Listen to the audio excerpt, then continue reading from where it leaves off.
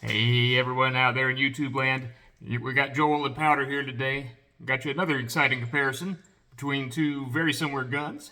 Yes, by the way, we are totally, completely blown away and amazed and flabbergasted at the wonderful response from one of our latest videos. Over 900 views so far.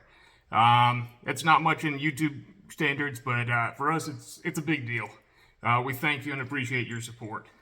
By the way, if you'd like to support us even further, we now have not just patches, we also have new t-shirts. Yay! They'll be available for sale at our booth at the upcoming gun show.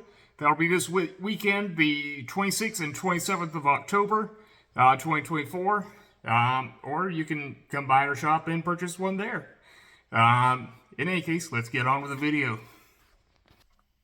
Alright folks, today here we have a Glock 48 MOS.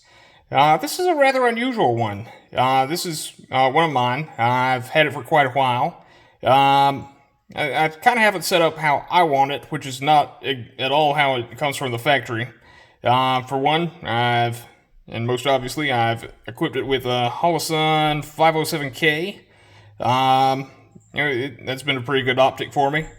I've also replaced the factory sights, of course, as you always do with the Glock, and you should. Just a blacked out rear and a green front.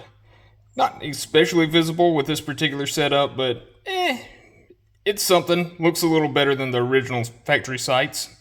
Let's see, I've also equipped this particular model. Originally, it came with the standard 10-round magazines that come with a Glock 48. There we go. Yeah, 10-round capacity. Now, it has... Nope, that's also a 10-round. Whoops, excuse me. A Shield RMSC...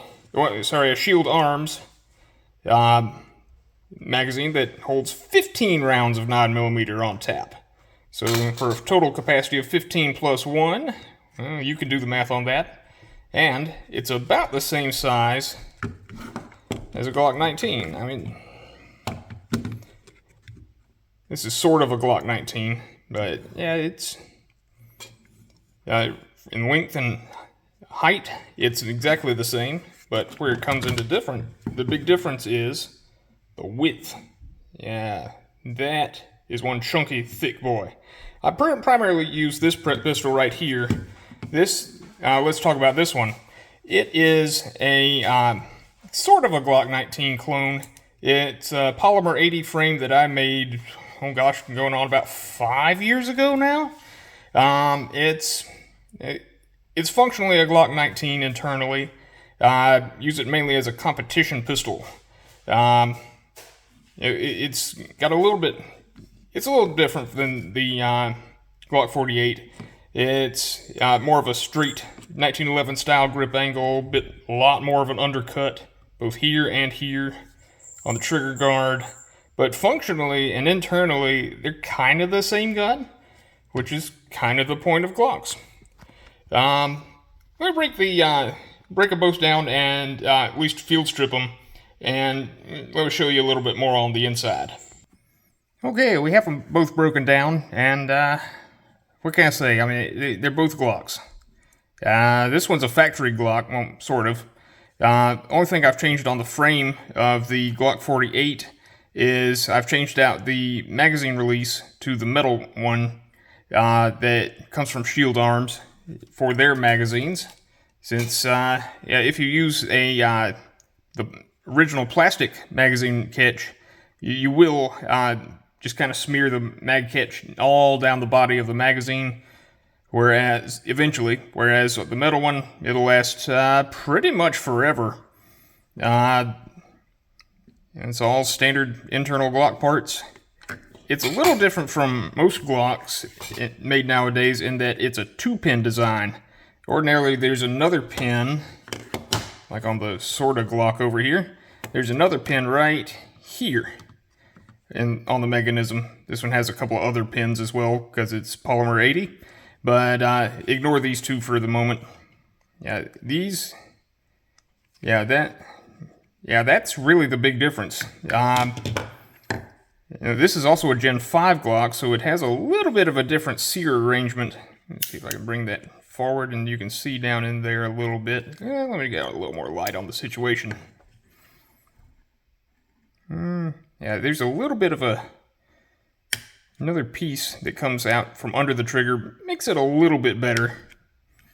But otherwise, it's essentially the same gun, just, of course, way slimmer.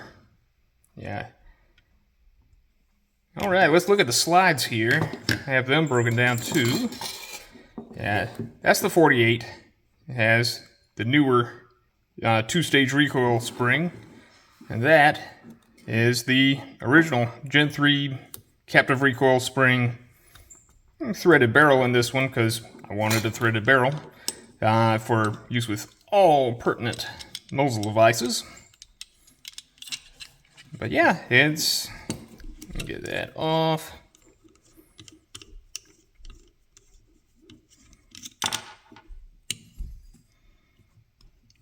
And a little O-ring just to keep it from backing off when it doesn't need to. But yeah, those barrels are pretty darn similar. It's standard Browning style tilting block. But yeah, the Glock 48 is not quite as common as some particular models in their catalog. The Glock 43X is by far more popular nowadays, just because it's about that much shorter. And that's like 3/4 inch or so. But yeah, you can really see the difference between the 19 and 48 between the barrel profiles. I mean, yeah, look at that. Yeah, this is the 48 here on the right. This is a standard 19 on the left. The regular 19 is a chunky boy. Let's look at the back, and yeah, you can see that it's way wider, way bigger. But yeah, otherwise, a Glock is a Glock is a Glock. Let's see. Oh, and I mean, reset, and I'll show you a couple other differences between a Gen 3 Glock and a Gen 5. Just FYI, stand by. Oh, hey, before we leave this particular view, there's one slight difference on the drop safety, or the trigger safety. This is the Gen 3, this is a Gen 5. This one's round, this one's kind of more oddly shaped. Doesn't really make a big difference in shootability or performance, but I guess maybe in longevity of the parts. I don't know. But in any case, let me reset. Stand by. Hey, we're back here, folks. If you'll forgive the purring in the background, our quality inspector has decided to join us. But yeah, I've loaded some dummy rounds into the chamber of each. And I don't know if you can tell, but on here on the Gen 3, it's kind of a flat extractor, whereas the Gen 5 has kind of this little odd bump on there. That's supposed to be a loaded chamber indicator. Honestly, I don't really trust those much, just because if I'm actually having to pull the trigger to disassemble the pistol, then I'm checking the chamber first. If you want to know what that looks like, excuse me, quality manager, actually eject the magazine, pull the slide, and visually, I'm sorry, she's knocking over the camera, and visually and tactilely check the chamber. Just actually look down in there and stick your finger down in the chamber and the mag well to make sure. And then you can pull the trigger safely. And then disassemble the pistol once you have two hands that are free from a cat that's occupying one of them. In any case, I'll show you some conclusions here soon, and we'll close out the video. Stand by. So ultimately, which one of these pistols is right for you? Well, I guess it depends. Are you looking more for a concealed carry piece, or are you looking more for a competition piece? For concealed carry, I'm going with thinner Glock 48 all day. If I'm going competition, regular Glock 19 or 17 excellent choice, depending on what you're competing for. If you're going for bullseye, probably neither. If you're going for IDPA, IPSC, anything like that, then yeah, Glock 19 or 48 is an excellent choice. Either way, they both hold 15 rounds and are about the same size. Now, my use for these pistols is also determines what kind of holster I'll need. This is an outside the waistband holster for the Glock 19. Excuse my quality manager here. It fits in right there and barely covers up exactly what it needs to meet IDVA rules.